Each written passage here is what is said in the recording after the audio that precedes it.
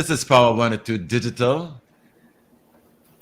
Hard Talk starts now with my co-host, Caron Asgarali, and we have a very special guest. It's a continuation of the series, The ABCs of Value, and today we are dealing with C, as in compassion. Listen to this. Good afternoon, everyone. Welcome back to The Better Path, the ABCs of values, adding value to all life by adding values to your life. In this series, we share information on values from A to Z. One person, one letter, one video, one value, one week. If you want to live a more dignified life, want to uplift yourself and society, want less crime, more peace, and greater safety, then this series is for you. Adding values to your life at any stage of life can help you recover better from difficult circumstances or situations of conflict, can help to build a more equitable and sustained world, and can simply help you to be a better individual and citizen.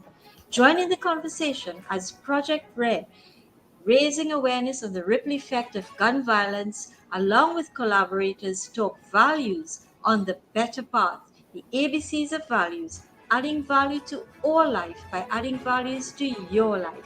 Stay tuned.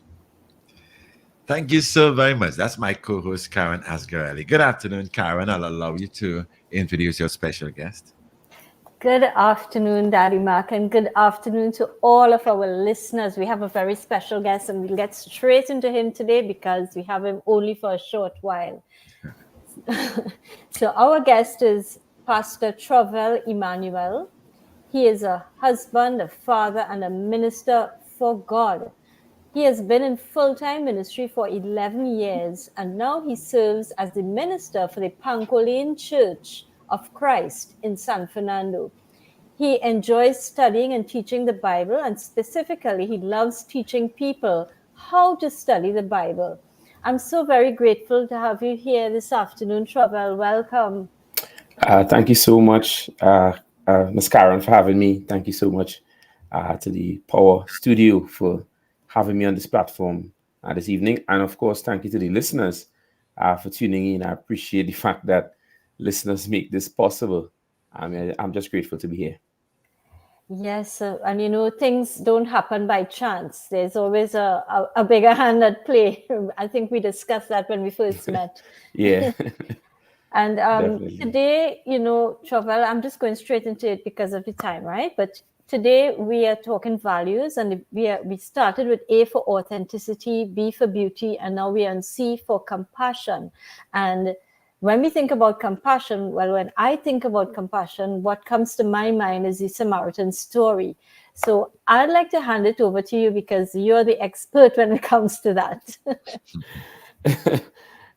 Yeah, I appreciate that, and I appreciate what you all are doing. Let me just say that I really commend you for having this sort of program, and for the powers that be at 102 FM. I'm grateful for you for having Caron come on to have such a powerful, life-changing program.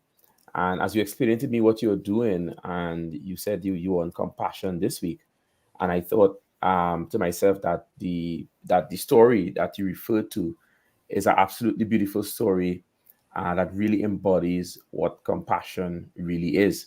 And a lot of people think, compassion might just be looking at somebody and feeling sorry for them. And I want to admit that that is part of compassion, but compassion goes a step further.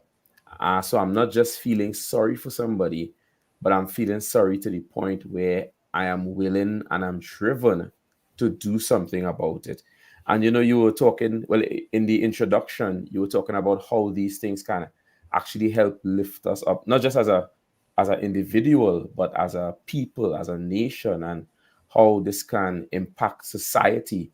And I think if we can have compassion, where we not just feel sorry for people, but we actually are motivated to do something, right?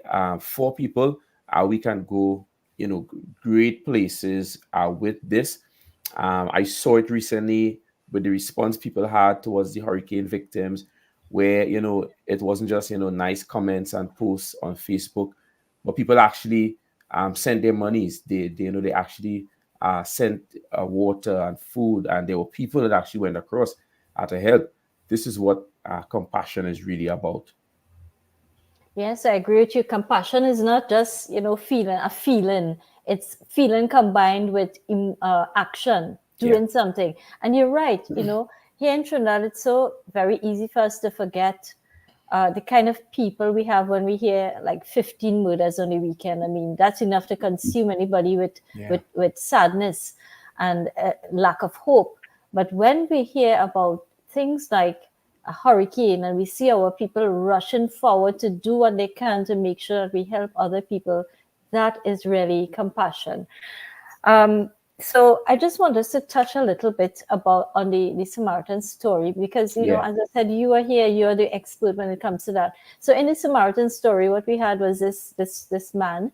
He was walking through a bad area, right? I think it's a very Yeah. long, dangerous pathway that he was taking, and along the way he fell among thieves, and these thieves, they took off his clothes, they hurt him, and they took whatever he had, and they left him half dead. Yeah.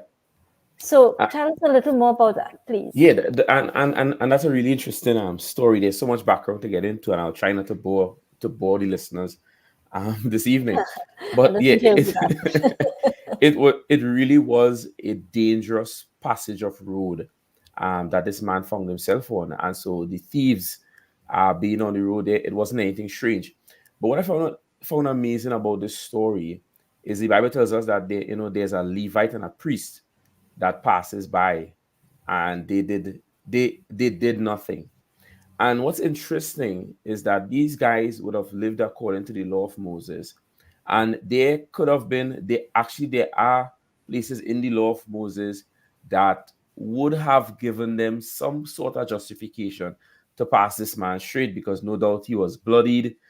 They did not know if he was dead, and if he was dead, they couldn't touch dead bodies. So the point behind this that is powerful for me is this: here they are, where they could find a convenient reason to pass this man straight. And here comes the Samaritan. He has a beast of burden, so more than likely he's probably a merchant. He has money because he pays for the inn of the man. So this man was probably, I don't want to say a wealthy traveler, but he had some money. He had some, he had some property, some assets. And even though stopping for this man would have put him in danger, because he definitely has some money, right? So he is willing to come out of his comfort zone. He is willing to inconvenience himself for this man that's dying on the side of the road. And I think this is a big part of compassion, because the society we live in today, a lot of folks, they prefer to stay in their comfort zones. They prefer not to be inconvenienced. That's why a lot of the nice things we have in life, we call them conveniences. We like things to be convenient, to be according to my timing, to be according to uh, my work and my effort and my ability. I just like things to be, comfortable for me. And what we have in this story is a man. We don't know what he was doing. We don't know where he was going. But when he saw this man in trouble, something stirred inside of him where he had to help. Even though he was putting himself in danger by stopping, even though he was putting himself at expense by paying for this man to stay. And then he told the innkeeper, if you spend any money, man, I will pay you back when you return. So this man put himself out of the way to help this man. And that's a big part of being compassionate, where we are willing to step outside our comfort zones. Yes, spend money that we probably didn't want to spend, spend time that we didn't want to spend. We are so busy these days that we don't have time for people. Spend time that we don't want to spend, extend ourselves more than we want to extend ourselves. But this is what compassion is really about. And this is what this Samaritan man really exemplified. One more thing that's amazing about the story is really the backdrop of the story, which is a lawyer was asking Jesus a question, what do I need to do? How can I have eternal life? And then he said, I love my neighbor, I love the Lord, love my neighbor. And then he asked Jesus, who is my neighbor, seeking to justify himself? And the reason why he was seeking to justify himself is he wanted to know, how far can I go with somebody? Because usually, if it's easy to be good to people that your parents, your spouse, your children, it's easy to extend yourself to these people. But what about the man in the street who you don't know? What about the woman down the road? What about the person that you met walking out of the building that needed help? It's sometimes a little more difficult to extend yourselves to people in these circumstances. And this is what Jesus was teaching the lawyer, that really whoever is in your vicinity to help, that person becomes your neighbor. Whoever is in your vicinity that you can reach out to, that is your neighbor. And this essentially is one of the big lessons for us today, that we don't get to pick and choose who comes in need. We don't get to pick and choose where the calamity falls and what circumstances are surrounding the calamity. And I go back to the hurricane relief effort. And one of the things that really moved me was there was somebody on the Carriacou Island, and they did a short video showing all the supplies that came from Trinidad, and they were just expressing their thanks and their joy. And then, I like to read through the comment section, and I was reading through the comment section, and people were talking about, this is what we are here for. We are neighbors. Somebody even said that, we are neighbors. And that's what compassion is all about: putting yourself out of the way, extending it. Sometimes you don't have the effort, you don't have the energy. Sometimes you have your last $100 bill, and somebody comes to you and said, boy, hey, I'm really in need. Compassion will move you to either give the person all, or give them some, but you won't say, what, I ain't really have. It causes you to just extend yourself towards people. And I think this is one of the big lessons that's coming out of the story of the Good Samaritan. Yes, so you raised some important points there. You talked about, the Samaritan putting himself at risk and stopping to help. You talked about the lawyer, and the lawyer was really questioning Jesus and trying to find out. He was actually looking for loopholes to get away from helping, right? Definitely. And so he was trying to find out, well, who is your neighbor, Jesus? And Jesus made it clear to him. Who is your neighbor? Jesus didn't really directly answer the question, if I remember correctly. No. And what he did was he sent back a question to him. He said, which one of them stopped and helped the man? And the one who stopped and helped him was the neighbor. So it wasn't the priest, it wasn't the Levite. In fact, not only did this man stop and help somebody he didn't know, but he helped somebody who was culturally not his enemy, so to speak. The Samaritans were looked down on, and the Jews and the Samaritans over the years, they never got along. But he still stopped. He didn't want to find out if that was a brother, if it was a sister. He didn't want to know any of that. Definitely. He just saw somebody in need, and he stopped to help the person. And another point that you raised there, you talked about, it might be your last $100 bill and the person come to you. That's a powerful point. You should give till it hurts. And that is compassion. And also what I think it raised in my head was that you don't have to wait till they ask. If you see a man in need, you go and just see help. it, Yeah, that's like what we did with the hurricane. You keep going back to the hurricane, and that was the important point there. So compassion, I really like how you draw that parallel for us between what happened now and what happened back then. Yeah, and that is so powerful, what you got into there, because this man that asked Jesus the question, he was definitely a Jew. And so to see that in the story, his fellow Jewish brothers, the Levite and the priest, pass the man straight. Yes. And it is the Samaritan that actually shows them up. And back in Jesus's day, this would not have been a nice feeling for the lawyer. I mean, no Jew would ever want to be upstaged by a Samaritan. That was just insulting, right? And in the story, what it shows is that the one man that he probably thought would not have helped is the man that actually did help. And if we as a society could put ourselves in that position where we can position ourselves to be a person that someone might be able to turn to, disposition yourself as a person that somebody could say, hey, I could check Caron for help, I could check this one for help, but have the disposition, which is difficult now in our society because we are becoming a little more defensive. The crime situation is, you try to help people and you get scammed, and there are so many things, there are so many inconveniences, right, that are Yes. there to push us away from being a compassionate people.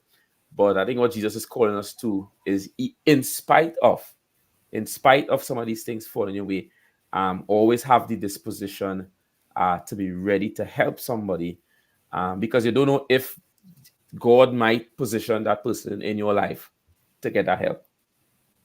Exactly. And one of the things too about it, and I should call it Pastor Emmanuel and not Jovel, one of the things about it too is that I think what he's showing us is that we are all equipped to help other people.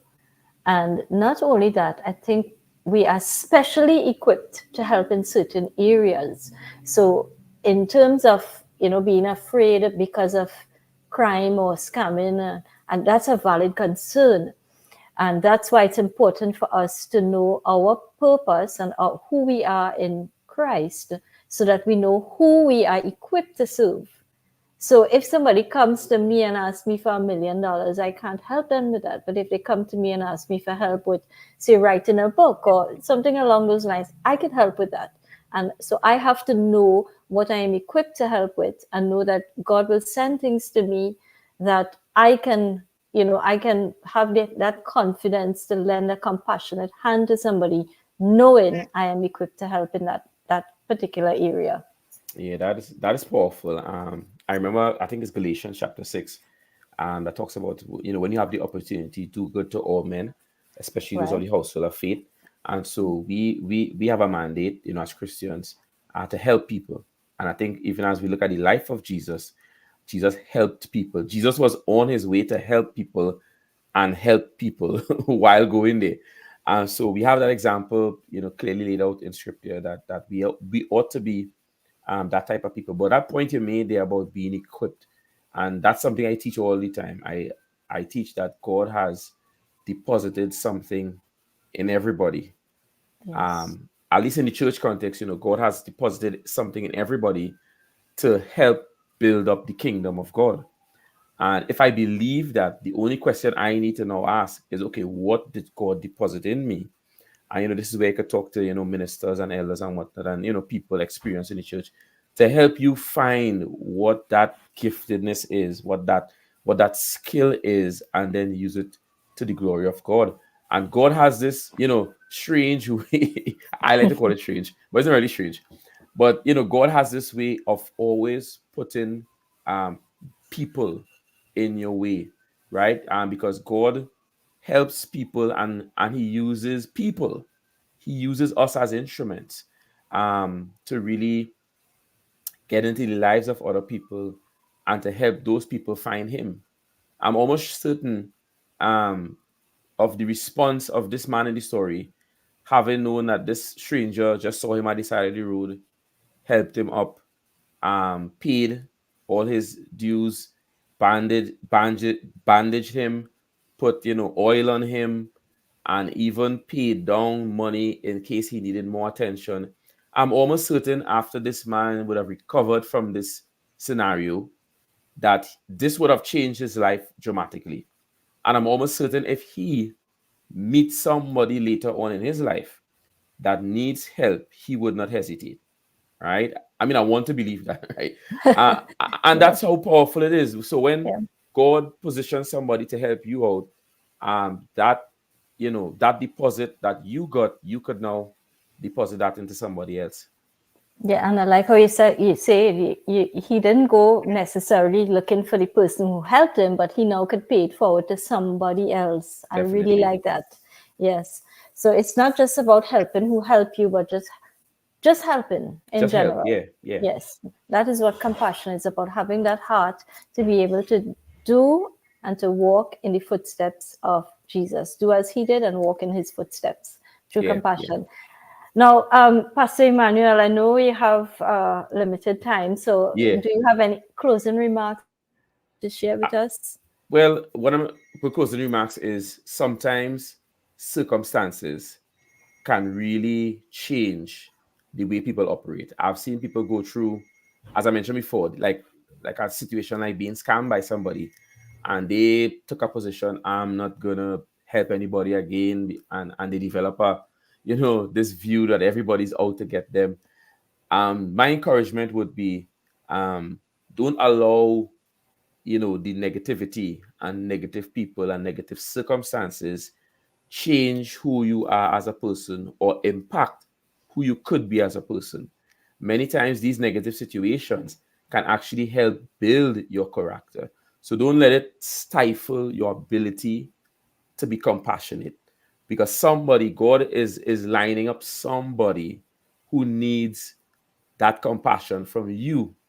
And so, even though we've had the negative experiences, I just want to encourage whoever is listening and may have gone through a situation like that, to just be encouraged to keep allowing God to use you in a mighty way, in spite of what people may have done, and in spite of what people will do. Have I gotten tricked before from people? Absolutely, absolutely. But it really doesn't stop me, moving forward and showing compassion to other people, because those people didn't do me anything, right? And somebody still needs help, and if I could do something to help, I think that's a purpose that God has placed on me. Thank you, Pastor Emmanuel. Before you go, I think Daddy Mac might have some words for you. Yeah, go ahead, Well, sir. I want to thank you so very much because you have touched on circumstances that I have also lived through, and sometimes, uh, ev- sometimes recently, I would Yeah, think back and say, "Geez, why did you do that?" It still hurts, but yeah, something in my head will keep telling me, probably you were designed to do that. hmm, I don't regret doing what I did, but it works on my mind sometime. Sometimes I look at my situation and I thought maybe I could have been in a better place if I didn't do that. But yeah, then yeah, I keep hearing in my head that was something you had to do. As though God is talking to me and saying, David, that is what you had to do. So I will swallow that and say, okay, let's move on, because I myself try to help a lot of people, even though I was put through those kind of situations. I wouldn't call it traumatic, but it really, really interfered with my way of thinking. But there's yeah, something in me will say, no, don't be angry, don't be regretful, don't feel like you hate what happened and all of that. Just move yeah, on and continue. And I always, as a matter of fact, I have some little youths that I really try to help all the time, you know?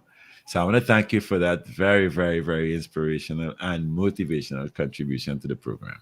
Hey, glory to God. Thank you for having me. I really do appreciate it. Thanks for me for getting me on the platform this evening. Yes. You're It's most been a welcome. Thank you for sharing.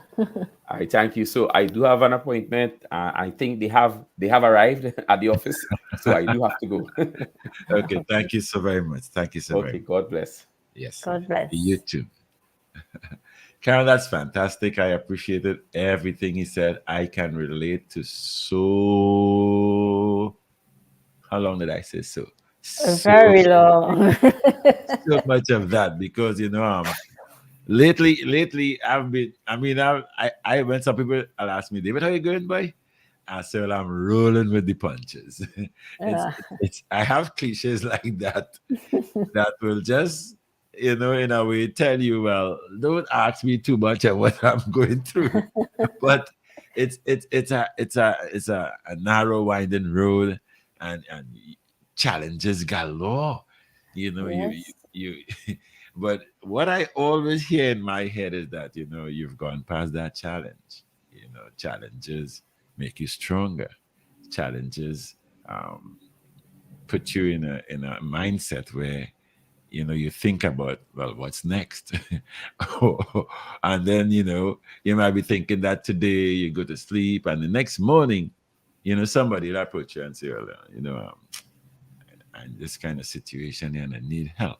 Sometimes a financial quest they're about, and you know, uh, your pocket will start to scratch you one time that you don't have that kind of that kind of backings to say, well, I can help you financially in this kind of way. But from the little you have, you will say, okay, listen, I cannot, like Travel said, I don't have the $100, or maybe you. I think one of you said that. I don't have the $100, but you can surely get half. Yes.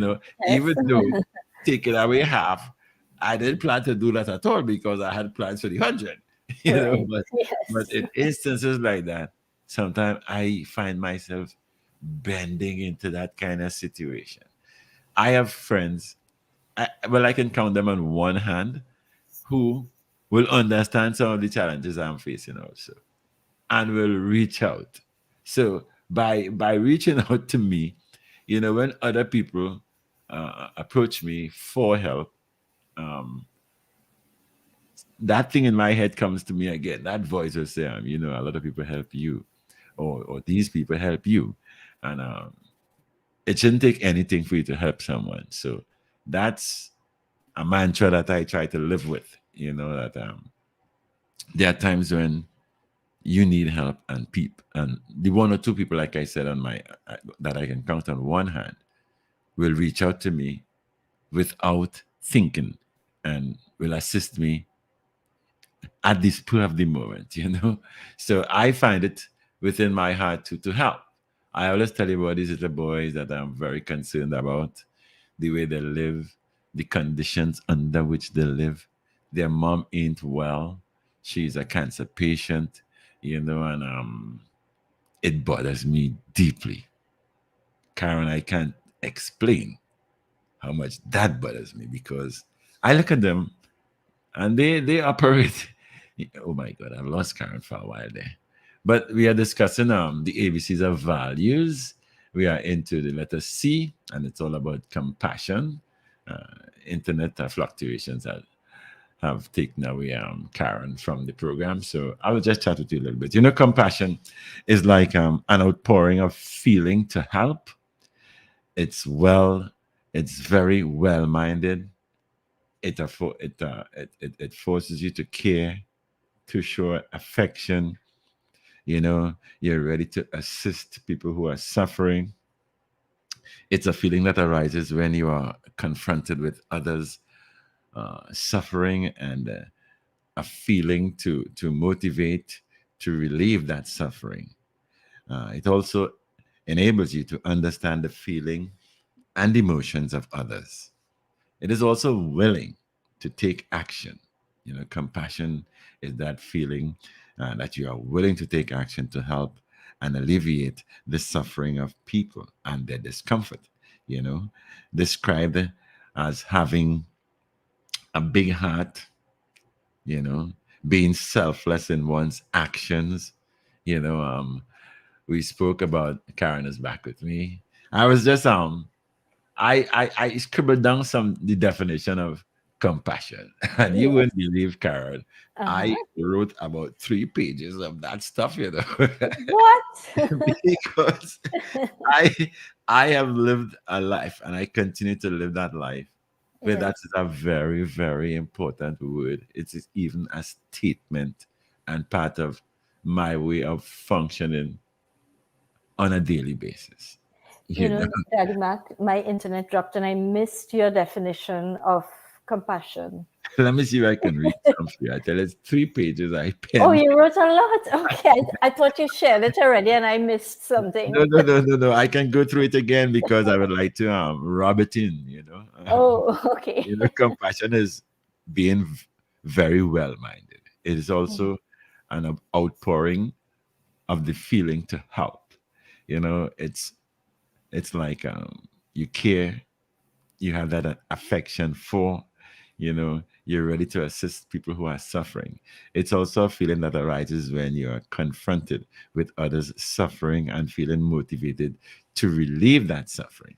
It's also the ability to understand the feeling and emotions of others and is willing to take action to alleviate their suffering or discomfort. I can also describe it as having a big heart and being selfless in whatever action you decide to take to alleviate those kind of problems. I even got some definitions you know, from a biblical perspective. It defines compassion as uh, showing or having mercy, sympathy, empathy, or pity. And most people think of it as given to those in need. So I I so understand this word compassion. And sometimes, it can put you in a heartbreaking kind of situation if you're not mentally strong or spiritually strong. Because sometimes you would see, like my grandfather said, I always repeat this cliche that my grandfather told me as a little boy. He said, "You're making noise about not having a good shoe or not having a shoe that you like." He said, and you will go down the road and you will meet someone with no feet. you know. So Yes. that stuck with me since I was like 5 years old. That stuck with me when my grandpa said that. I was wondering why grandpa would say that, you Mm. know. But I understood ever since what he meant, because it's a very powerful statement of, you're making noise about what you don't have, and you don't have this, and you don't have that, and you don't have shoes, and you'll go down the road and see someone without feet. So let's say Right. that's your situation, and you're making noise about the shoes, and you saw the shoes while window shopping, and you love the shoes, and you don't have the money to buy the shoes, but the shoes is bothering you. And you go down the road and see a man with no feet, or a person with no feet, and that person asks you for help. you know Hmm. Everything kind of flip flops right there in your mind. Yes, yes. So Yeah. being compassion is that ability for me to reach out, to understand, to be so selfless that I've gone through plenty of that, Karen. You and me, we chat a lot. I know you've been through a lot, There's a million stories I didn't tell you you. could yeah, and you've told me a lot, and I'm sure there's a lot you didn't tell me too, but Yes, all of yes. it is filled with compassion. And pastor just now, he made a point about God doing things in his own mysterious way. And Yes. I'll tell you something. Just around the time of the pandemic, Mhm. when everybody was shut in and we had to find ways to do things, I was part of a program called the Samaritan Story, and I was doing it in conjunction with a pastor and some other esteemed people. And it's so strange that we come back to it once again at this point in time. Mhm. And you mentioned, I like what your definition of compassion, because you are talking about compassion not just as feeling this feeling, somebody's hurting and you're hurting for them too, but it makes you want to reach out and help that person. So Mhm. compassion is like at the top, there's a little hierarchy, Mhm. starting with a few words that kind of, you think they're along these similar lines, but they're actually not very different, but they are different. Yeah. There is pity. The lowest on the rung is pity. Mhm.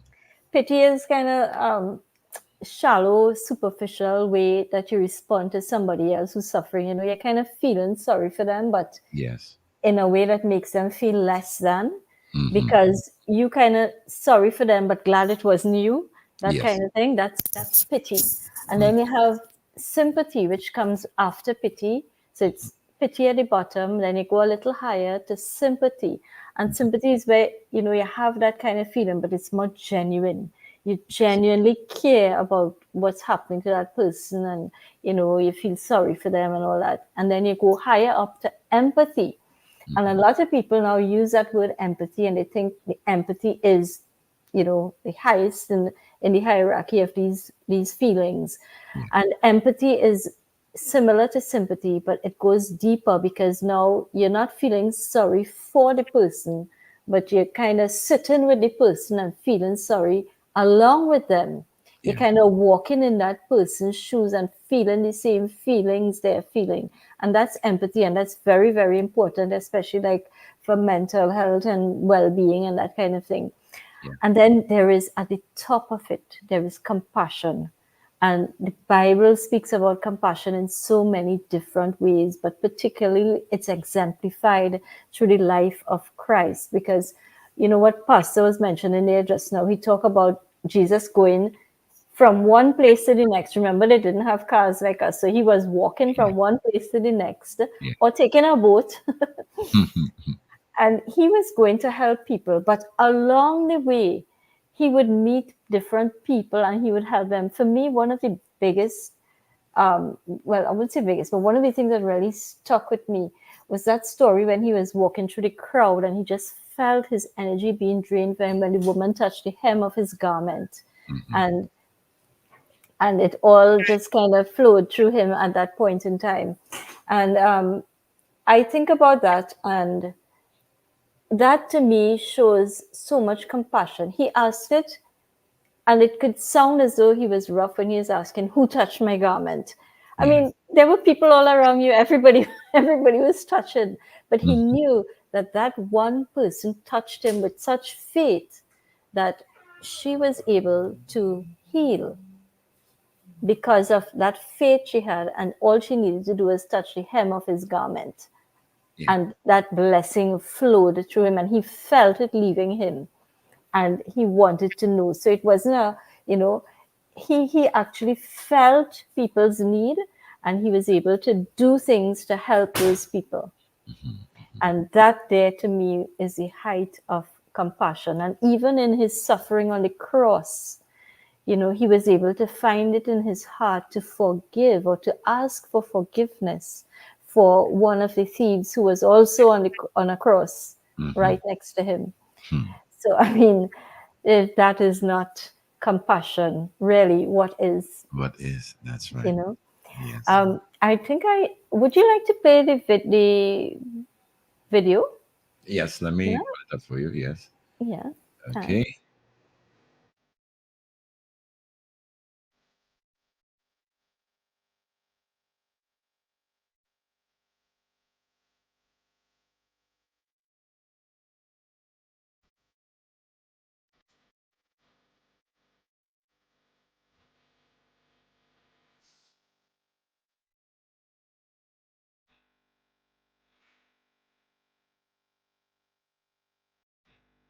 Compassion. What is compassion? Compassion comes from a root word that means to suffer with, to suffer alongside. Compassion is recognized as a virtue in many faiths, many religions. When we think about compassion, we recognize that it means not sadness, not distress, but something greater, something far more glorious. It means an empathetic understanding, the capacity to move beyond ourselves and to recognize that we can identify with others. When we have compassion, there are four things that we can do. First of all, we can use a kind voice. Secondly, we can recognize that pain is universal. Thirdly, we can take a balanced view of our emotions and the emotions of others. And fourthly, we can expect ourselves to make the best decision that we can in order to help ourselves and to help others and to make the world a brighter, better, more beautiful, and more blessed place. Those are four things we can do to have compassion, and when we feel compassion, and to identify compassion, as in this turbulent, difficult world, we discover we have a passion, we have a purpose, and we suffer alongside others, and we are called to help others in their suffering. God bless you.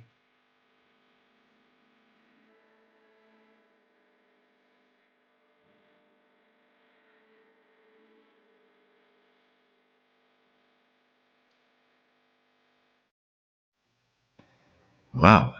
I Could know. better. I know. They're out of the videos we have from A to Z on all Mhm. the different values. Yeah. I love all of them. They're all very powerful, but there is something about this particular video that I really like. And before I tell you what it is, I think I should say a little bit because we would have seen it on the video, but people who are listening wouldn't know who that was. That Yes. was Reverend Adrian Sunarine. He is a barrister of England and Wales. He's an attorney of Trinidad and Tobago, and he's an ordained minister and marriage officer of the Presbyterian Church of Trinidad and Tobago. Reverend Sunarine was the principal of St. Andrew's Theological College, and he thinks of himself as enlightening, empowering, engaging, and edifying others through theological education. And I believe that from when he did this to now, I believe he has retired. I'm not sure. I know he's no longer the principal at St. Andrew's Theological College, but his contribution, I mean, his points, the 4 points he made about how we could be compassionate, Mhm. Daddy Mac. Yeah. He said to use a kind voice. Hmm. Just listening to that video just now, Yeah. his voice was very gentle and kind, I think. So he embodied or he modeled what compassion should be. And then he told us to recognize that pain was universal, meaning we are all going through something. It might not be the same thing, but it's just as painful what you're going through as what I am going through, as what anybody else is going through. It's painful for the person in that time. And Yeah. so we need to recognize that. And, in our dealings with people along the way, there's a meme, I think it is, all over the place where, it says, be kind because you never know what the other person is going through. You, That's right. and when you look at the deaths, like we had, I'm trying to remember the comedian that Robin Williams, I think was his name, right? Hmm. And he was a comedian, but he was severely depressed. And people didn't know that. He went out of his way to make others laugh and be happy Yeah. because he knew how dark and deep and dismal it could be to be depressed. And he didn't want that for other people. Hmm. And it's so sad because sometimes the people who you think have it all and have it all wrapped up nicely in the best package, Yeah. those are the people who are hurting the most. And sometimes we resent that because we see them and we see them looking good and we think they don't have the problems I have. Look at them smiling, Hmm. when they might be the people who need us the most. Yeah. And then the third thing he said was that we need to take a balanced view of our own emotions. And I liked that one. I'm not sure exactly if he just meant, make sure that you are in a good place, that you can help other people. Don't just think about your sadness, but think about somebody else's. But I also want to take it as meaning something that I say every week when I do the Writing to Heal program that I do. And at the end of it, I always remind people. At the beginning, I say it, and then at the end, I remind them, remember to be compassionate with yourself as you are with others. It's easy for us to remember to be compassionate or to know that we have to be compassionate in our actions and feelings towards others. Hmm. But we don't always practice it with ourselves. You're always beating up on yourself. Like I might always say, gosh, Gail, it's so stupid. Why you had to do that? Yeah. It happens to me all the time. Yeah, you do something, you make a mistake, like, okay, so just now, for example, I don't know if you all heard it, but somebody was sending me some WhatsApp messages, and I had my WhatsApp web open. Mm-hmm. So you might have been hearing a ding, and I was like, why didn't I take off that before? And I'm playing it in my head, and I'm being angry with myself. Yeah, it happens to me too when I'm on air. But and that's the thing, it can happen to anybody, and therefore, we have to be a little more compassionate with ourselves too. Mm-hmm. And then the fourth thing he said was that you want to trust yourself to make the best decision, that you will do what you have to do in any particular situation.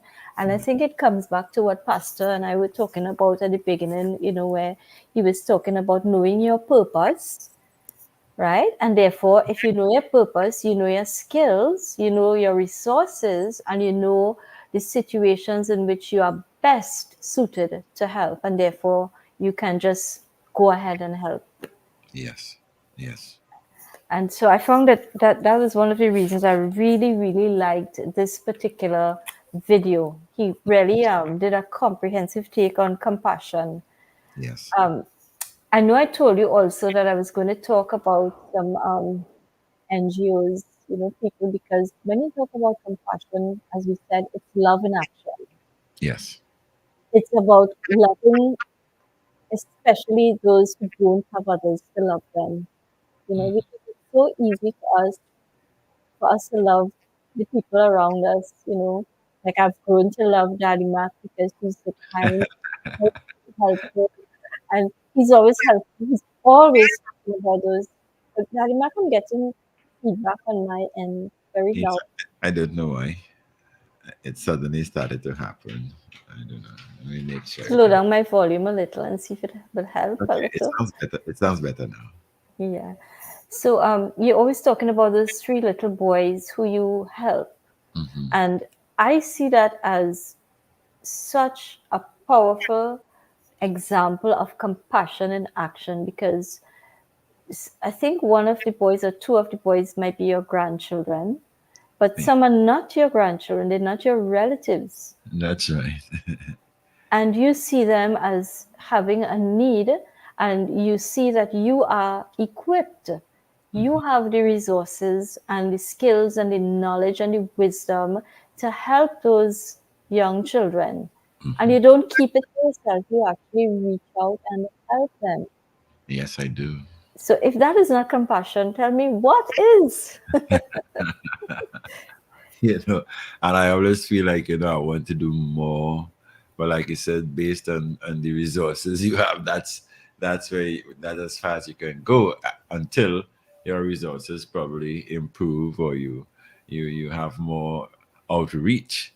But I always try to do my best ever since I've met them, Yeah. and how I met them too. You know, it stays with me all the time, because my grandson, when he was like 2, 3 coming up there, he used to be with me a lot, and I'll take him to school, and he'll stay with me until I'm ready to go to work, and I'll drop him home on my way to work and thing. And he was really attached to me. He didn't anywhere we go in, he'll just be with me, and he doesn't want to move. If people come around, come out between my legs, and he's shy. And then I took him to this playground where these little boys are. That is when I started meeting the little boys personally, because I had seen them on many occasions in the savannah playing, and I always used to look at their attire, and I know, um, that tells me that home, they're under some kind of pressure at home, and life is like this at home for them, and etc. etc.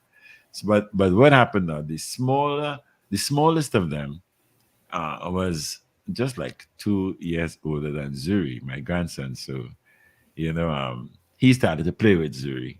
And I was happy because at last, I found a way of him mingling, because he just was clinging to me all the time. And, he has family away on the father's side. And they had sent down for him a messy football kit. you know, Messy boots, messy socks, messy trousers, messy tops, and and Messi ball and all kind of thing. But You these know, guys, before you clarified that and you went on there, when you said Messi football kit, my first thought was dirty. there was a lot of mud on it. I'm talking about the superstar footballer Messi. You know, they sent him that kind of kit. So Wow. I'm looking at the other fellas and they barefooted. You know, they just looking so much less than my grandson. I said, nah. So I took them to this sporting store in Mhm. Point Fountain, and I outfitted them just like my grandson because I wanted them to be at the same level. You Right. know, I didn't want my grandson to be looking this way, and these guys were helping me to like break him out in having friends and mingling and playing with other people because he was just playing with me alone. I had us to be everything for him, you know. Right. And what I was doing too is developing his trust in me. I was showing him that he can trust me. So I couldn't do that for him alone. So Yes. I started taking them out. I used to take them all over the country. You know, Mm. I took them to the pitch lake. I took them to beaches. These water parks, and I will, whatever I buy for my grandson, I will buy the same thing for them. I never made them feel less because I wanted them to know that they can trust me. I'm the best friend. When they have a problem, they could tell me if they have nobody to tell and things. So, and ever since I've been with these guys, they've grown up a lot now. You Mm. know, but there's one who sticks with me. He'll come Right. back me all the time. So I know whatever I have, and I give him is for him to go share with the rest. If he's hanging with me and I have a slice of cake or something I can share with him at the time, no problem. I'll give it to them so I know he'll eat it right there and whatever. But if I have enough, I will say, okay, take this to your brothers. You know, it's just, it's a kind of thing living in me. You know, Right. I, And that's what compassion is. It's about seeing that need, and even if he doesn't ask you, I'm sure you give him it. So of course, it's seeing the need and filling the need. So it's feeling yes. and it's action. I want to share with you a little story here that's probably well known, but it's always a good story to mention again. Hmm. So we know all of us have had a roti and a red solo at some point in time, I'm sure. That's a truly thing. That's a Trini thing. So the solo, when we think about solo, there's a big story behind solo. Hmm. And there is the family um, solo. Well, it Hmm. started off with Joseph and Caron Charles, Yeah. and they were really outstanding role models, not just for their children, but Yeah. for many people around them, because they really had what you would call a true rags to riches story, Hmm. because they worked their way from losing their home because they couldn't meet mortgage commitments Right. to building that soft drink empire that we call solo. Hmm. But what was important was that along the way, moving from that rags to riches, they never lost touch with the struggles that other people faced. You Hmm. know, so I think that brings us to what Pastor Reverend Sunarayan was saying. He talked about recognizing pain as universal. Yes. So they knew what they went through and they never lost touch with, even though things improved for them, there were still others who were struggling. And Joseph Charles was very happy to pull other family members along, and he even provided jobs and housing for some of them. And that's his family, so you kind of expect that. Yes. Yes. But he also kept in touch with those people who stood by his side Hmm. when he was going through his financial battles. And if they needed help, he was able to reach out and help them when things got better for him. Yeah. And more importantly, as he became, you know, a bigger, as his finances improved over the years, he started to bless other people by giving them startup capital if they approached him with ideas that with a business that they thought could work and they didn't have the resources. Mhm. Because he felt he had enough at that, not enough, but he had that he could help others. He started to give people capital to start up their own businesses. And it didn't matter who the person was. It didn't matter their creed, it didn't matter their race, it didn't matter their religion, nothing mattered. Whoever it was, you come with a good idea, he could fund it, he would help. So, to his family member, to many people, Joseph Charles, when you hear that name, you think about success, you think about the soft drink empire. But to his family, especially his children, he was really a humble, charitable, compassionate man. And he undertook numerous charitable endeavors that maybe a lot of people didn't know. And he did it anonymously, just like the Good Samaritan did it. The Good Samaritan didn't leave his name for the man to contact him or his business card or anything. He didn't send any of that. What Yes. he did was he just paid a certain amount. He thought it would cover for 3 days or whatever. And he told the innkeeper, he said, listen, if it comes up to more than this, you contact me. He didn't say tell the man to contact me, or he didn't say tell the man to pay for it.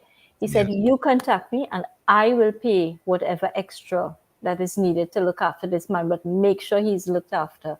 And that's basically how Joseph Charles was operating back in those days. He would offer charity to people, and he wouldn't tell people. What he would do, he would, when the factory was closed, well, even before he got there, what he would do is he would send out donations to churches. Remember, he was a Muslim, Yes. to mosques, to schools, wherever. He would just send out his I said he's a Muslim, but I'm not sure about that. I don't know why that came out, but whoever it is, he would just send out his charity donations to all these different institutions. Yeah. And what he would do when his factory was closed on a Sunday, he would send out his trucks still. Now, his trucks had benches in them. And when they came back to the solo factory, they would have people from different areas of the country. And, your first thought might be, oh, he getting cheap labor. He's sending out to wherever and he bringing in these people. But that wasn't what happened. He brought in these people and he treated them like royalty. He gave them a good meal. He gave them money. He gave them extra food to take home. He would even give them a change of clothing, new clothes, Yeah. right? Before the trucks took them back to their homes. So it was, doing things like that. He left a legacy of honesty, humility, diligence, generosity, and most of all, I would think, compassion for others, for his children to follow. And I mean, when we're talking about compassion, we see here this is where a man was equipped. He was able somehow to build himself up over the years through hard work and diligence and wisdom and making, good choices.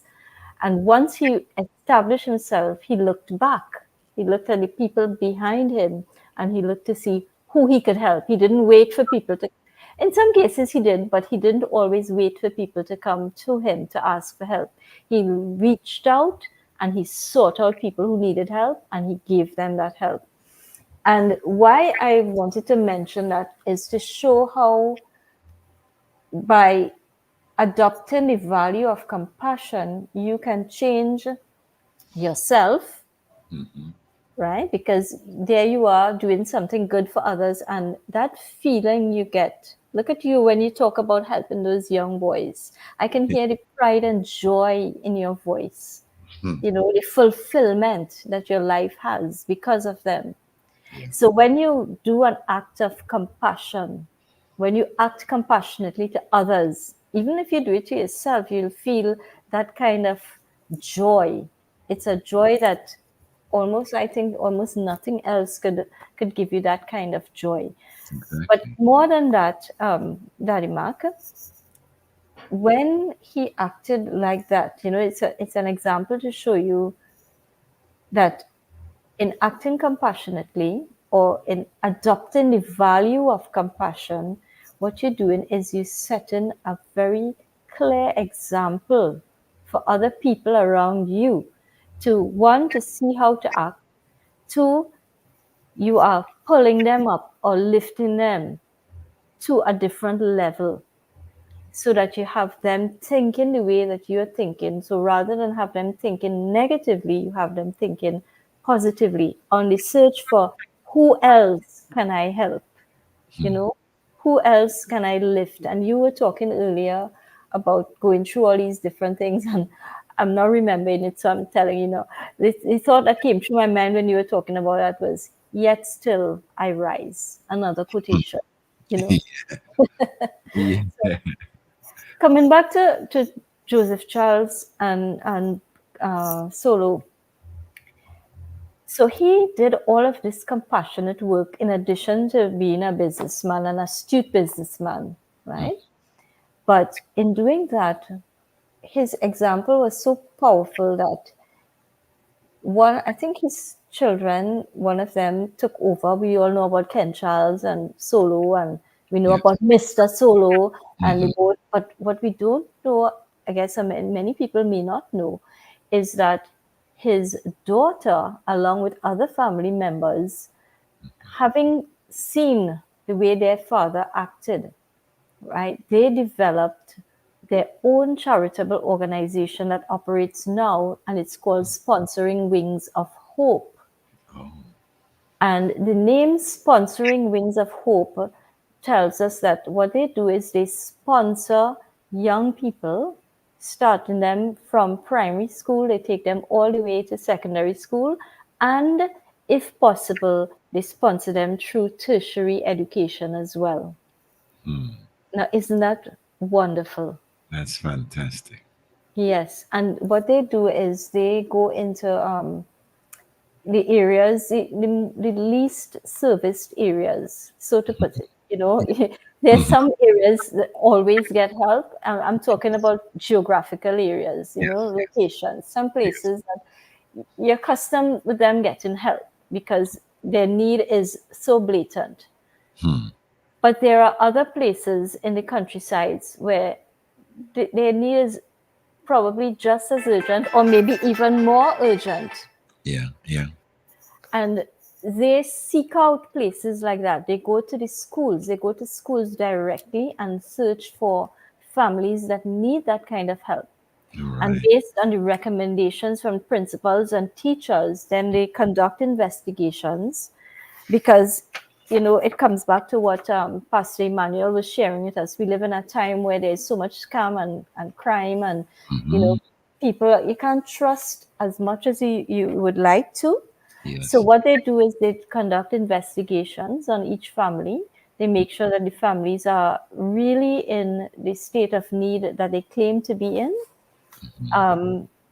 And once that is established, then they adopt the child and the family, and they provide hampers for them throughout the year. Every month they receive some hamper with basic groceries and Hmm.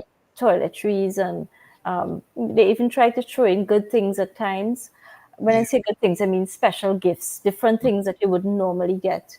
Yeah. Christmas time especially, they make sure they walk, they do they we have so many NGOs in Trinidad that do this as well, where they have a Santa Claus and they drive around and they give out gifts. They Yes. do that, but they do it specifically for the families that they sponsor, and they make sure always that they have many extra gifts, because when one child from one home comes out, you don't want to say no to all the other children from the village who might show up. That's right. So they Yes. make sure that they have and they give out to them. Yeah. And in addition to that, I can tell you this for a fact because I've witnessed it, I've seen it with my own two eyes. I've been there, I've helped, where they from May, June, they start collecting booklets, they start collecting books, school Hmm. books, uniforms, whatever supplies children will need for school, book bags, pens, pencils, all those things they start collecting. And then once they have booklets, they start getting specific things, right, to meet the needs of people. And they arrange all these book bags, books, everything, all the supplies a child could possibly need for school, they get it for them. they loan it to them so that they can get it back at the end of the year to have it for the next year for somebody else. Yeah. Because, I mean, you don't want to keep wasting. You don't want to, have people stocking things in their home that they may not need. You don't want them throwing away good resources. So they do it on loan. They collect it back at the end of the year. Hopefully, it doesn't always work out that way, but they hope to Yeah. do it. Yeah. And so at the beginning of every school term, these children get all the supplies in terms of uniforms and books and so on that they need to start school.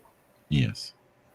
And I mean, that is, if you want to talk compassion, if you want to define compassion, people who Mhm. do things like this, that is the definition for compassion. Yes. I And agree. and even in addition to the books, and the hampers every month, and then Christmas time they give things, but then also if a child should get ill during the course of the time when they are with sponsoring Wings of Hope, they try to arrange doctor's visits, they pay for the medical bills, they pay for the medications. Mm. They also, like if a child needs, sometimes everybody's different. So a particular child might need more, let's say, more deodorant than another one. I'm just Yes. Yes. talking. Yes. So Hmm. they'll make sure, well, that child gets it. And there was one case, I remember talking to them and they were telling me about this one case where before they started sponsoring Wings of Hope, there was another organization that they worked with. But there were very specific guidelines as to how we could help when they Yeah. were that first organization. So they had visited this home to give off the hamper, and the father of the home told them it was just the father and the son, or so they thought. So the father invited them into the house. Please come and see the baby now. So Hmm. they went into the house to see the baby. But to get to the house, you had to walk through a muddy backyard and step on stones, walk through the chickens, go to the house. And when we got to the house, I was there at that time too. When they got to the house, there were about 10 of us maybe, but we couldn't go into the house together because the house was too small. So we lined up outside, and one by one we were able to go in.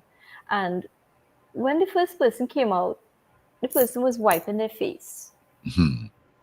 Then the second person came out and the eyes were red. And then the third person came out and it looked as though they were crying. When I went in, then I realized what had happened. Inside that house was very small. In the bedroom, there was only enough space for the bed. Between the boards, you know how homes are built. Between the Yes. boards, the sunlight was streaming in, and Hmm. against that backdrop was the baby lying on the bed. However, the baby turned out to be a young lady, Hmm. incapable of doing anything for herself because of a medical condition. I Yeah. can't remember what it was now. Um, but there she was lying on that bed. And the father was the one, there was no mother. The mother left when things got hard. So it was the father alone, right, Yeah. acting to Yeah. look after his daughter, having to do every single thing Hmm. for his daughter. Can you imagine that? I tell you. Right? So I think she could have been like 24 years old. She was Hmm. bedridden, and I don't want to lie, but I think it was cerebral palsy Yeah. that she had. So, you know, compassion is so much more than just looking at somebody and having your heart filled with emotion. Yeah. Compassion is about getting that feeling, yes, but then reaching out, using the resources that you have, the skills, the wisdom, the God given talents that you have to help that person. It's about following what God's purpose for you is, stepping into that purpose and acting on the emotions that you feel. That's just what I think, Daddy Mark. Yes, that is a wholesome definition of it, and I quite agree. You know, I've seen a lot of instances too where, I mean, I had us to sort of bite on my teeth to to withstand what I was observing. I mean, and sometimes it hurts even more when you cannot help, or when you don't have the skill set to help. But you are realizing, my God, people going through this. It will impact on you like that. And somewhere along the line, you might be able to help with whatever you can assist with. But then, describing something like that, that was a tough cookie. I mean, that wasn't so easy to chew and swallow at all. So compassion. When you said you were doing compassion today, I said, well, that is straight up my alley. Because I understand the full meaning of it. Actually, I started to write. I just started to scribble down what I thought about it. And I wrote so much stuff that I couldn't believe. 3 pages. And let me just say something. People, you can call in, 222-8255, 222-8255. We are streaming live on the Facebook and the YouTube. So you can send in your messages. I will see them on the comments platform here. I would see your comments. I want to say hi to Mr. Bisnat Prasad. Okay, he's always locked on. Every afternoon he's locked on to this program. So compassion. I want to take it to another level that it's a border, it's a universal problem. It's been plaguing us for some years now, and I'm talking about the reason, or the mindset of the people who are into negative activities and stuff. Sometimes I wonder, is there? But you know something, Daddy Mac? Sorry, I don't know if I understand you right. You're talking about criminals? Yes. Okay. So the thing is, criminals, they carry out their acts of injustice against people, right? But people around them who they will not attack, whether it's their family members or their the people they live amongst, Yeah. those people would call them compassionate. We have that syndrome where we talk about Yes. he's a good boy, he's a good boy. Community leaders and stuff. Yeah, but the thing is, they in a way they act with compassion, but they only do it with people they know, Yeah. right? When they commit these acts against people they don't know, it's devastating acts at times, and Yes. that's because they think, well, they don't feel anything because they treat other people as cows or cars or trucks. They treat them as inanimate objects, not as human beings with feelings. Yeah. And that is where this kind of talk about compassion needs to come in, so that they understand that being kind and helping people should not be reserved only for your loved ones or your neighbors, in the sense of your physical neighbors. Yeah. Yeah. Because your neighbors, if we look at that Samaritan story, the lawyer kept asking, who is your neighbor? Who is your neighbor? And Jesus said, okay, listen, who you think is your neighbor?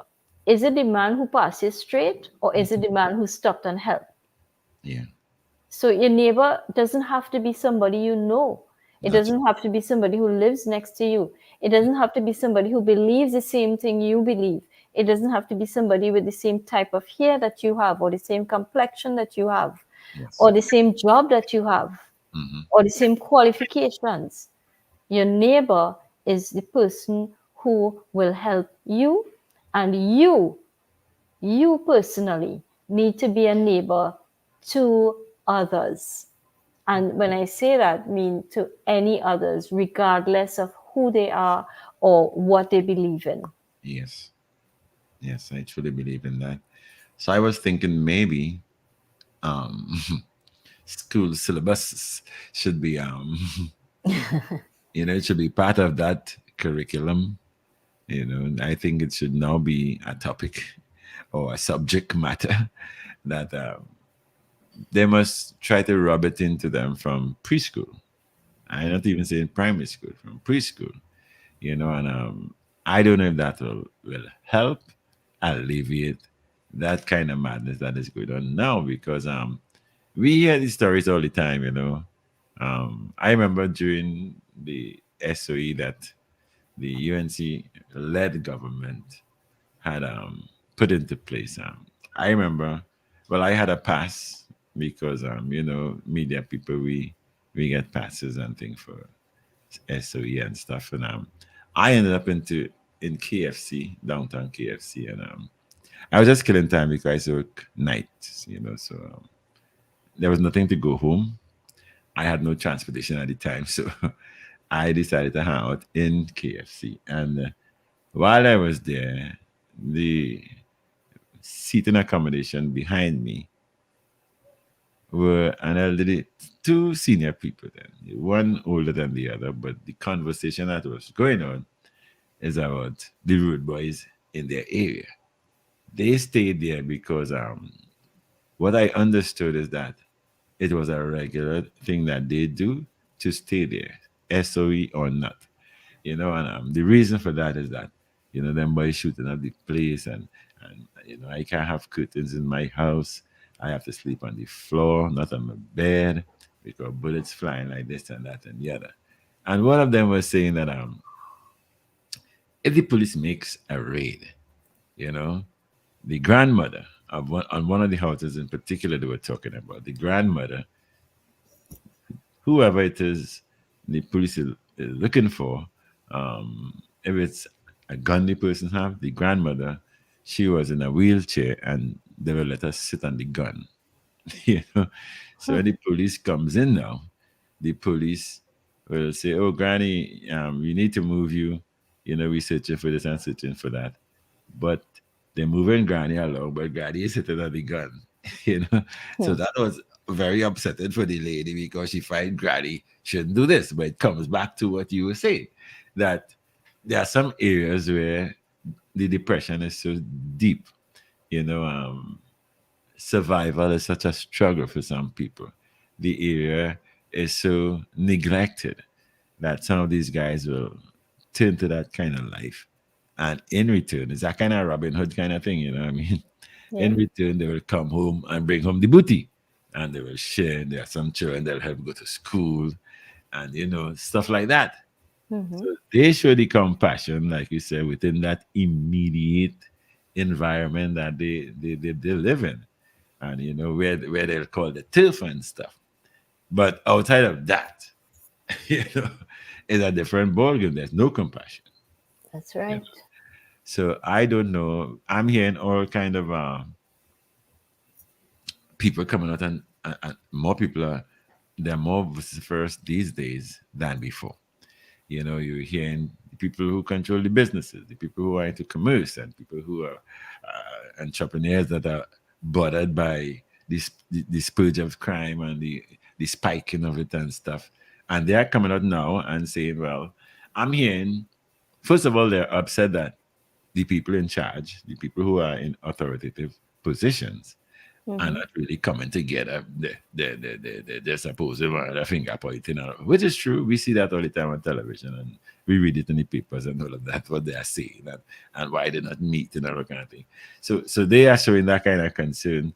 I'm hearing people saying, well, you know, we should adopt this, put more boots on the ground, you know, uh, employ more policemen and all of that. But personally, I think, well, it could start from a different angle. Let's start from the preschoolers and let's teach them about the ABCs of values, and let's rub it in. Let's make it a bump to must have to do, you know. And I think, well, I don't know where that future will be, but as they grow up, they will have a different approach and a different method of approach, I should say, to life and survival and all of that. Because when this little boy comes by me, I will hug him up. I just say, um, Uncle David loves you. You know, I wouldn't like to hear you doing this. And it doesn't make no sense you doing that. You know, sometimes you tell them, don't do this and don't do that and don't do the other. I think it's important to explain to them why they should not do it.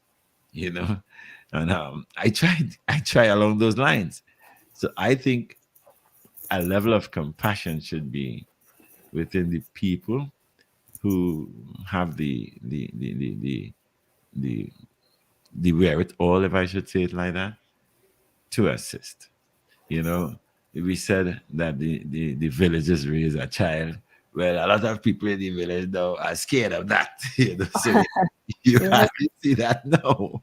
But if you get the opportunity at one, you know, there's one that you can talk to, there's one that you can show love and help them to build a sort of trust in you.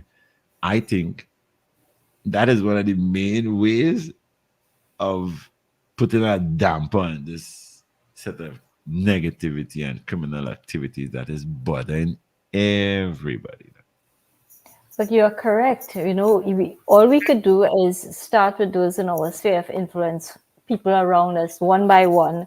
That's how Yes. we'd have to do it initially. But Yeah. if we want sustainable change and we want drastic change, then we need to have like policy changes and things must change. And it comes back to what you're saying about introducing this at the preschool level. I Yeah. was reading an article recently. I was looking for it while you were talking there, and I found it.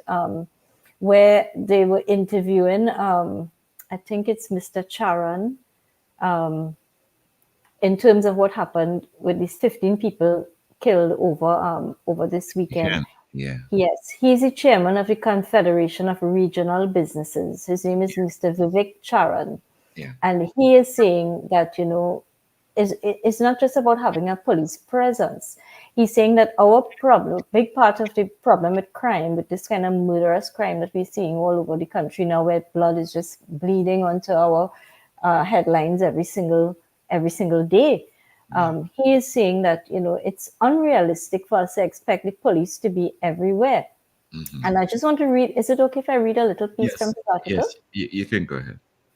Okay, thanks. So he's saying, I can't believe they're going to be in front of every house in Trinidad and Tobago to prevent a home invasion. I can't believe they're going to be posted on every single corner of Trinidad and Tobago to prevent a gang-related execution in public with guns blazing. I think it's a dangerous situation for police and gangs to square off in a crowded place in the day. And then he said he calls for a strategic approach to tackling the gang problem. What are the strategies and policies for dismantling the gangs? How are the police actually taking the fight against crime to the gangs? He asked. What the police are doing to dismantle the gangs is key. But in dismantling the gangs, we also have to understand that at the basis of that is gang culture. And gang culture has become so prevalent in Trinidad and Tobago. And a paradigm shift is what we need. It is almost like reprogramming our society and culture from the bottom up, in a sense, in terms of the values. Mhm. So it comes back to what we're talking about. Yes. If we want to see these changes have to come, and they can't just be like you and I talking, or even Project Rare starting a program. It has to be that there is some sort of policy with it from the top, and take it to the bottom, take it to the preschoolers and move it upwards from there. Yes.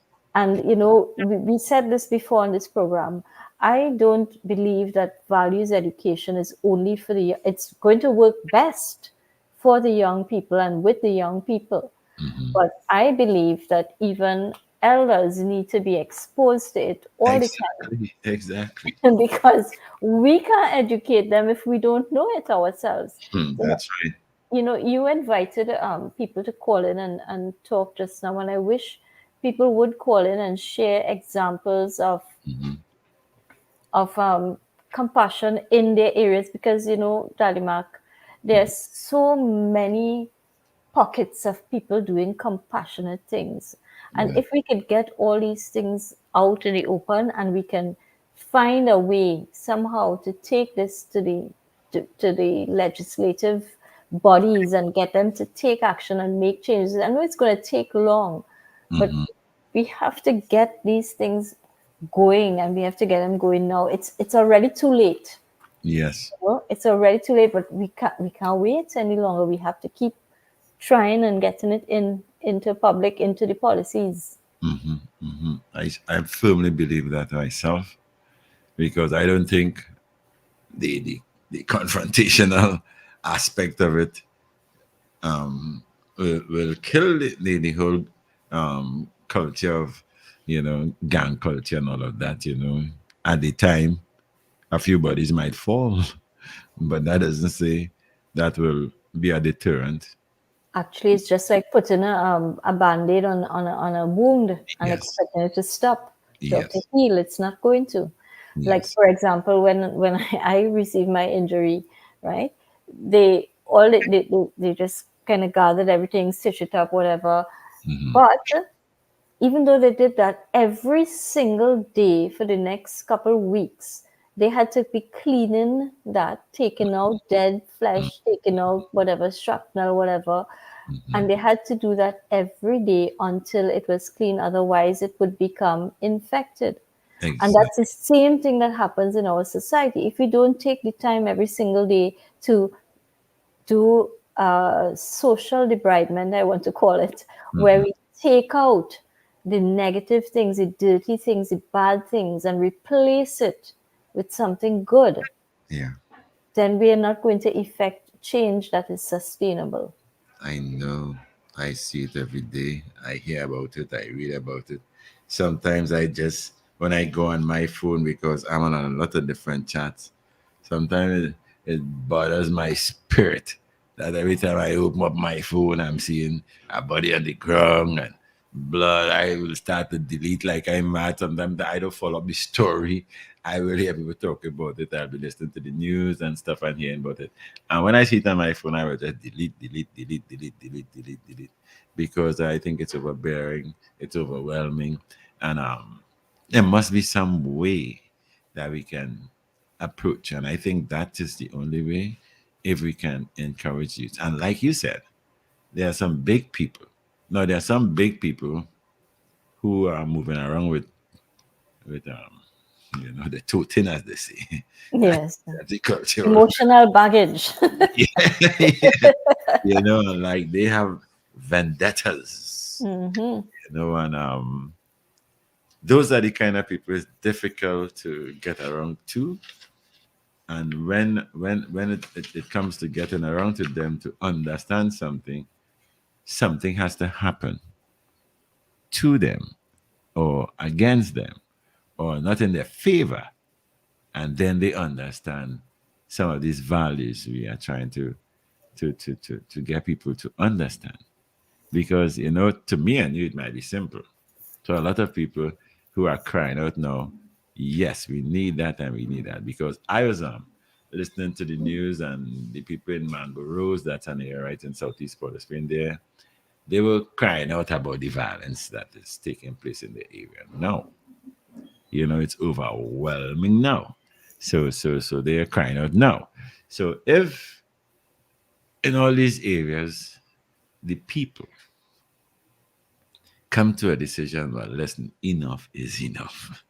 You see them little ones? Let's monitor them 24/365, as they say. Let's monitor them. Let's spend some more quality time with them. Let's make sure that they are attempting to do themselves good because in the long run is about their personalities and how the future will how they will adapt to whatever's in the future. None of us know what the future holds. We don't even know what's going on in the next minute to come. So it's best that we as senior people even talk between ourselves.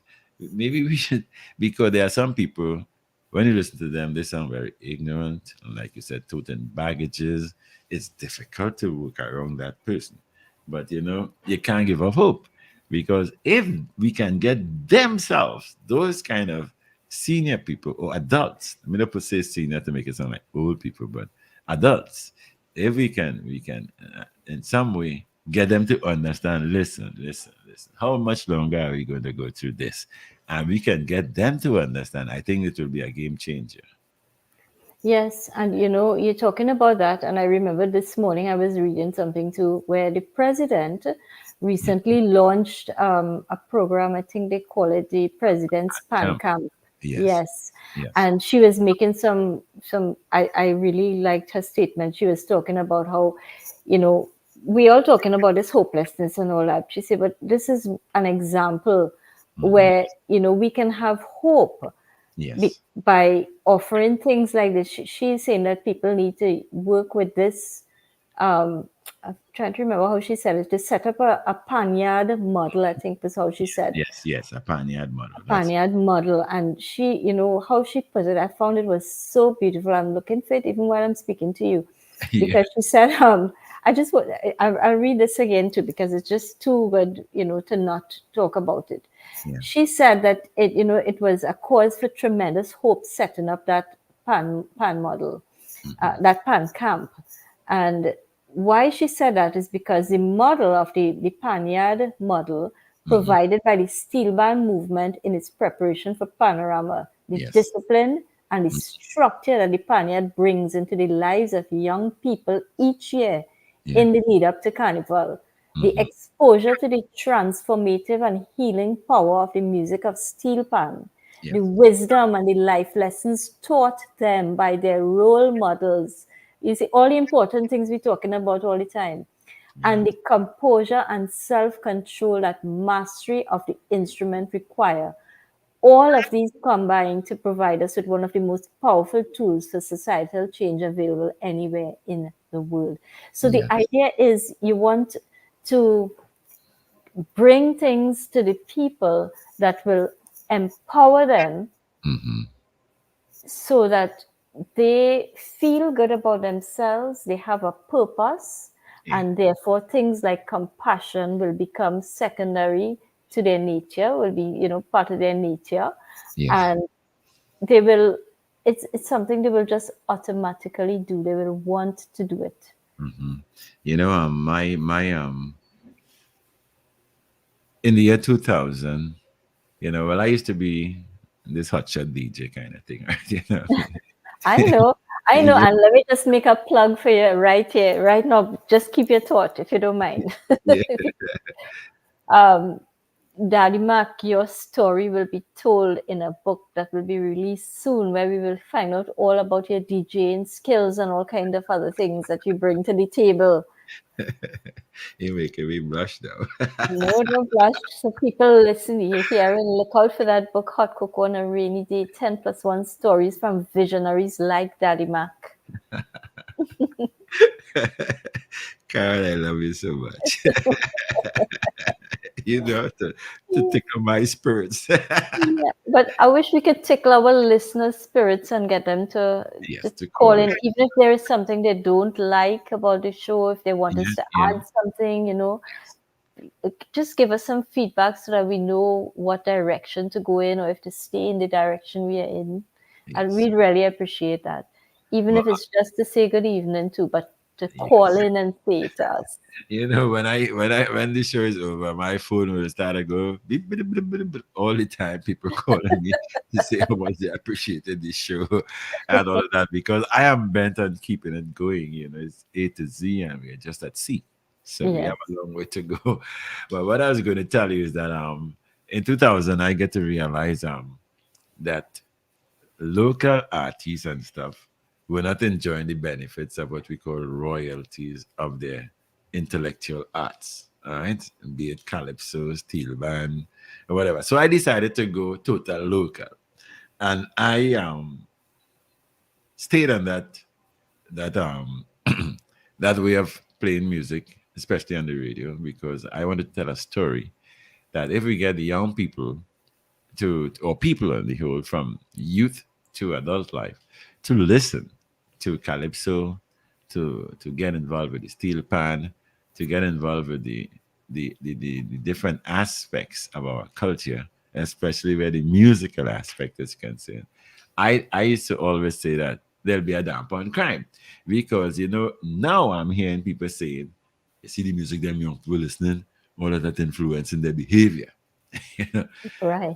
and I know had to bite my tongue because I used to be boasting that Trinidad music has nothing to do with violence. You know, calypso by calypso our stories are told. So you had witty calypsos, we had real crafty style calypsos and all of that and stuff. That had nothing to do with violence. Even though Sparrow was singing 10 to 1 is murder, he was telling a story, you know.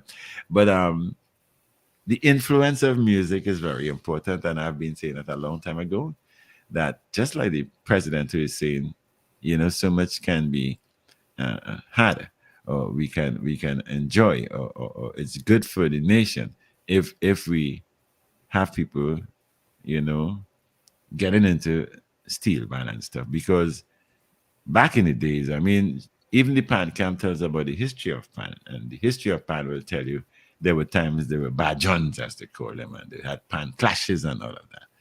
But there has been such a 360 turnaround where that is concerned, because I live it. Around carnival time, you'll find me by the panyards and all this kind of thing. I live it, and I realized that the same bajans are now the disciplinarians in the panyards. You cannot come there with attitude. You have to come there prepared to respect the rules and regulations of the panyard. You cannot even do it on the skirts of the panyard. So it is important that what the president is doing, I endorse it. I know a lot of different steel bands that have pan camps, Fun Fairs and City. A lot of them host pan camps during this August vacation that the young people now call in summer. you know? But Yes. but it is important because if we should just look back, I mean, we boasted that Trinidad and Tobago is a paradise. This country is a paradise, and that when you want to really have a good time, you come here.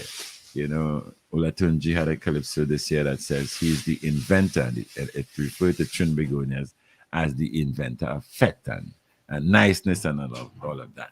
Now, that has nothing violent. It has nothing violent about it. So if we can encourage, I used to always say, if media houses, I would attack media houses also. you know, Even though I used to be a DJ playing that kind of music, I will attack them also and say, well, we cannot be playing this kind of music, and expect a different behavioral pattern of the youths.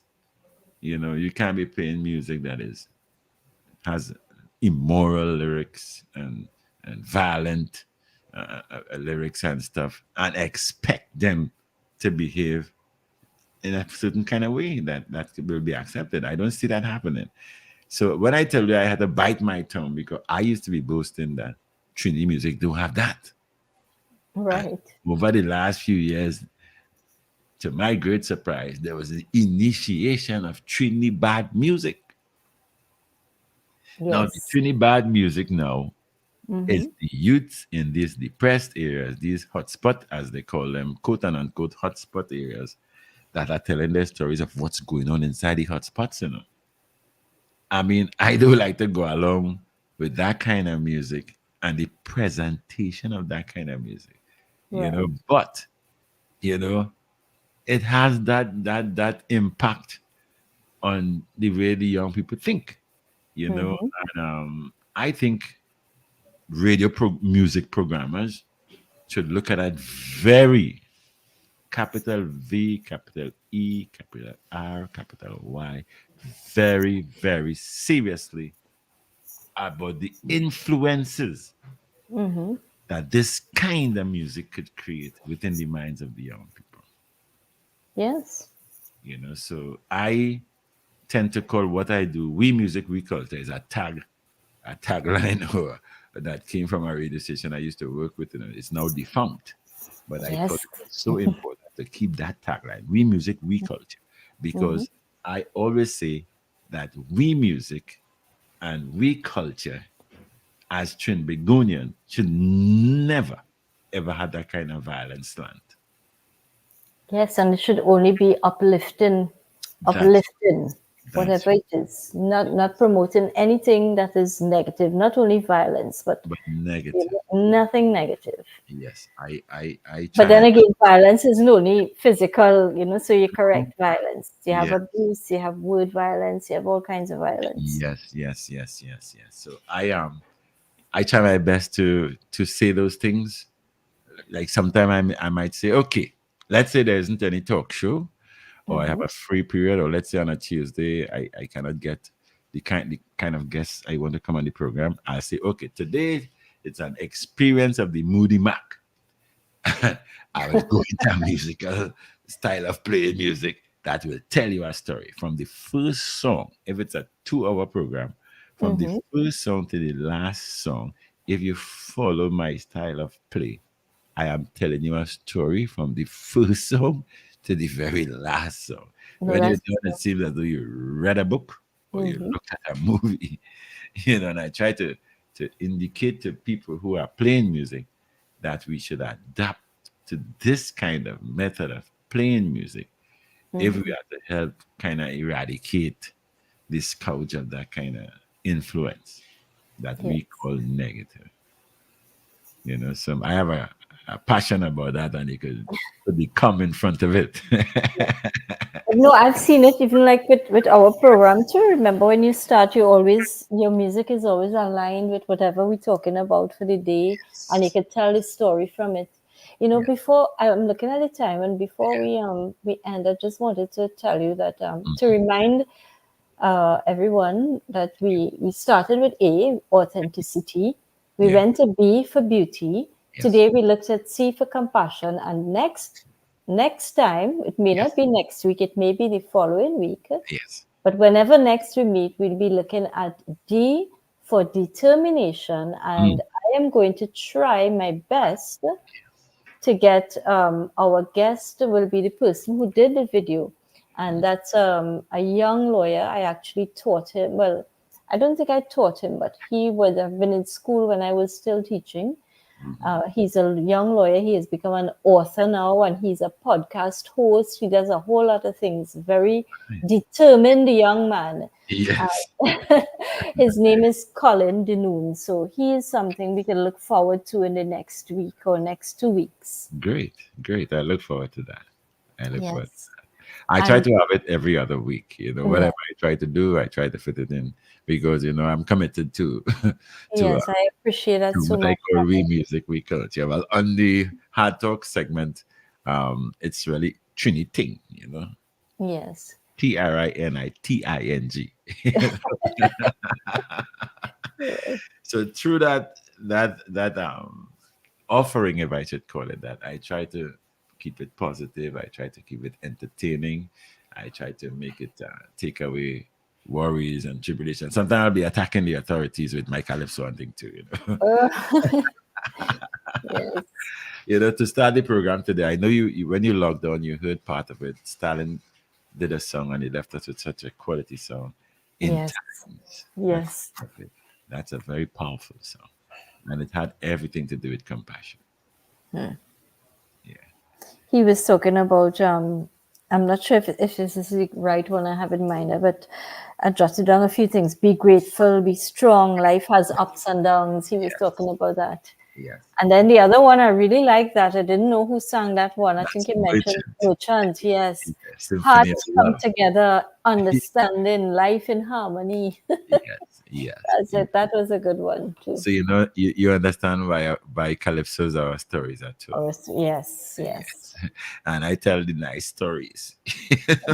Yes. You tell the good stories. Yes, I hope it will spread like a wildfire. Well, thank you very much for today and all the days so far, Daddy Mark, and the days to come. Yes. I hope you continue to have this kind of compassion to this program. It's embedded in my DNA. Thank you very much. And thank you to all our listeners too. Okay. As time goes on, the program will build and people will connect with us. Don't worry. Yes. And thanks to Pastor Trevor Emmanuel. If anybody's in the Southland, they could go and check him out in the Panko Street Church for Christ, I think it is. Oh, okay. Yes. Well, thank you so much, Caron. It's been an awesome pleasure once again, and we will continue until we get to Z. Yes, thank you, Daddy Mac. Okay, you enjoy the rest of your evening, and give your mommy some love for me too. I will. Thank you. Thank you so much. Okay. That's it for today's edition of Hard Talk, the Trinity Thing. And we are going through a series that we call the ABCs of Values with my co host, Caron Asgarali. What a wonderful person she is. And we are going to see, come next saga, if I should call it, or next episode, or next edition, it will be D as in determination. So I want to thank you for listening, and I want all of you to call in and send messages. Mr. Bisnath Prasad, I thank you for being such an avid, religious, and bona fide listener and patron of this Hard Talk on afternoons at Power 102 Digital. News is up next. You can stay.